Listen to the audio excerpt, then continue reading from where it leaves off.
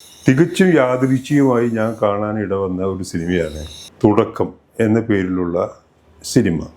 Jude Antony ജോസഫാണ് ഇതിൻ്റെ സംവിധായകൻ. നായിക മറ്റാരുമല്ല, മലയാളികളുടെ ഏറെക്കാലമായി പ്രിയങ്കരനായ പത്മശ്രീ മോഹൻലാലിൻ്റെ സീമന്തപുത്രിയാണ്. ഈ ലഹരി മാഫിയക്കെതിരെ ഒരു വിരൽ ചൂണ്ടലാണ് ഈ സിനിമ നമുക്ക് പരിചയപ്പെടുത്തുന്നത്. പുതിയ തലമുറയിലെ പെൺകുട്ടികളുടെ ഒരു മനോവീര്യത്തിൻ്റെ പ്രത്യക്ഷ ഉദാഹരണം എന്ന രീതിയിൽ ആണ് ഈ വിസ്മയ അഭിനയിക്കുന്ന മീനു എന്നുള്ള കഥാപാത്രം ഈ ദുർഘട പ്രതിസന്ധിയെ തരണം ചെയ്യുന്നത്. ഈ വിസ്മയ മോഹൻലാൽ ആ കഥാപാത്രത്തിനോട് 100% നീതി പുലർത്തിയിട്ടുണ്ട്. ആൺ കഥാപാത്രമായി ഒരു പുതുമുഖ നായകനെ അല്ലെങ്കിൽ ഒരു പുതുമുഖ വില്ലനെ അവതരിപ്പിച്ചിട്ടുണ്ട്. അദ്ദേഹം ആശിഷ് ജോ ആൻ്റണി എന്ന് പറയുന്ന ഒരു ചെറുപ്പക്കാരനാണ്.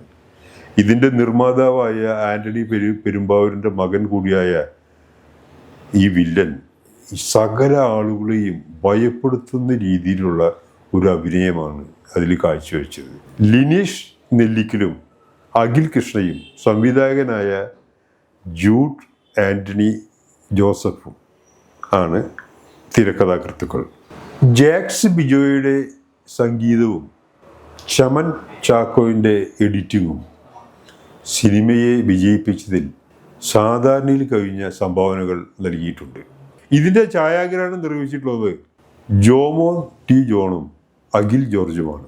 സാക്ഷാൽ മോഹൻലാൽ ഈ സിനിമയിൽ 2 രംഗത്ത് പ്രത്യക്ഷപ്പെടുന്നുണ്ട്. തീർച്ചയായും മോഹൻലാലിൻ്റെ സാന്നിധ്യം പ്രേക്ഷകരിൽ ഒരു പുതിയ സ്പന്ദനങ്ങൾ ഉണ്ടാക്കുന്നുണ്ട്. അവരുടെ മനസ്സിൻ്റെ വികാരം, ആ എക്സ്പ്രഷൻ നമുക്ക് തിയേറ്ററിൽ ആ സമയത്ത് നമുക്ക് തിരിച്ചറിയാനാവും.